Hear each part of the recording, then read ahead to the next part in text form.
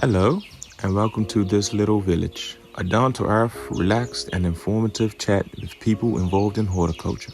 If you are nuts about everything plants and want to get some tips and inspiration, sit back with your cuppa and enjoy. In this podcast, Grant visits Langthorns plantery in Essex to chat to owner Ed Cannon. Growing ornamentals for sale to the public and landscapers alike, find out why it's called a plantery, and also what other interesting connections it has with the horticultural world.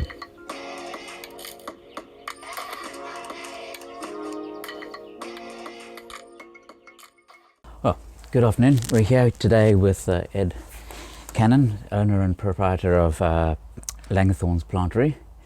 Ed. Hello. Thank you. Thank you for doing this for us. Thank you. Pleasure. Big question, obvious question. How long have you been in horticulture for? A very long time, could be said since I was about 4. Wow.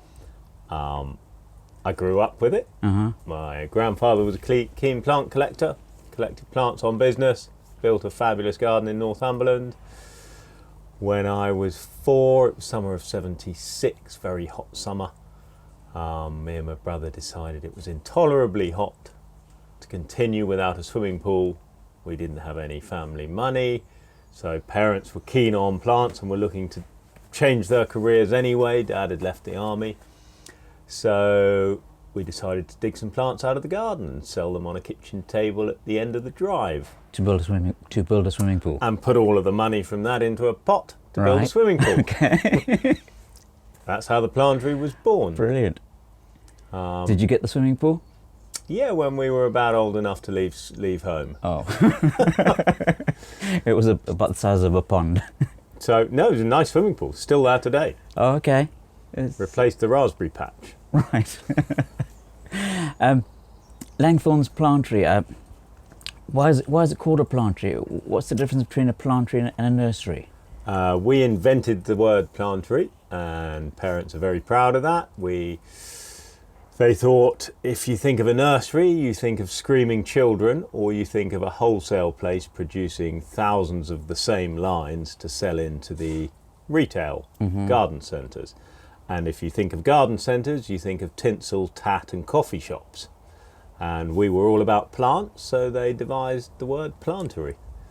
And now I think there are about 12 different planteries in the UK, Right. all of which have taken the name from us. Stem from you. Stem from us. And do you actually plant the plants themselves or grow them on for retail? We propagate as much as we can on site, so we do a lot of divisions, we do a lot from seed, we do a lot from cuttings, we buy an awful lot of plugs in and we grow them on. And mostly ornamental. We buy 9 centimetre liners on and we grow them on. We do mainly ornamental, we do a good herb range, and we do a good fruit range, and we buy some finished plants ready for resale straight off. Right. And do you only sell them here at Langthorns, or do you sell them anywhere else? Only here. Only here. Just the one outlet. Yeah.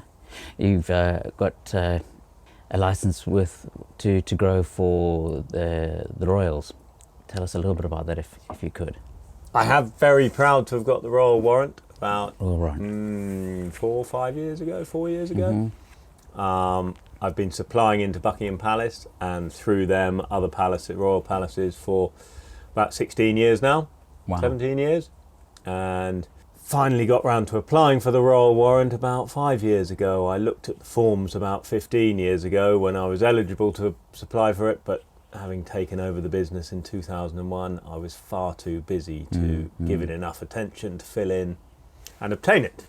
5 years ago, with a little bit of help from a friend that does business advising, we've got them filled in and now have the Royal Warrant, which is a great accolade for us and for our sustainability ethos. And on the sustainability, what is your policies or what are your beliefs here at Langthorns? Our beliefs are the planet's a fragile place. What we do is very important in terms of the greenery that we all plant is crucial. We have gone peat free for the last 5 years. We haven't sold any peat compost and we haven't grown in peat. It doesn't mean to say all the plants we buy in from other places don't grow in peat, but Sure. we can only do so much, and we are pushing up the supply chain to try and voice our opinions to anyone we buy from. We would rather buy peat free. We've reduced our chemicals enormously on sustainability, and we've used a lot of integrated pest management to reduce our chemicals. Sustainability is in everything we do. We live and breathe it. We try and reduce plastics where possible. We reuse as much as possible. And that's about all I can say on that. And we continue to look at all of our business operations and see how we can improve them further. Do you have any interesting projects going on at the moment? Or it's just plant? There's a lot of plant. There's a lot of, I'm trying to develop the field at the back. I've got a 3-acre field. We've spent the last 2 years deer fencing it because I'm bored of seeing my newly planted trees get eaten by fallow deer. Oh no. So that's now fenced in, and I'll be putting more stock grounds in because it's more and more important to grow more stock yourself. People want homegrown stock. We do buy in, and now that Brexit's been triggered, there's more fees and red tape with getting stuff in from abroad. We buy as much as we can from England, and a 4-acre field will help me grow more. Increase it. Age-old question. If you could turn back time, is there anything you would like to change?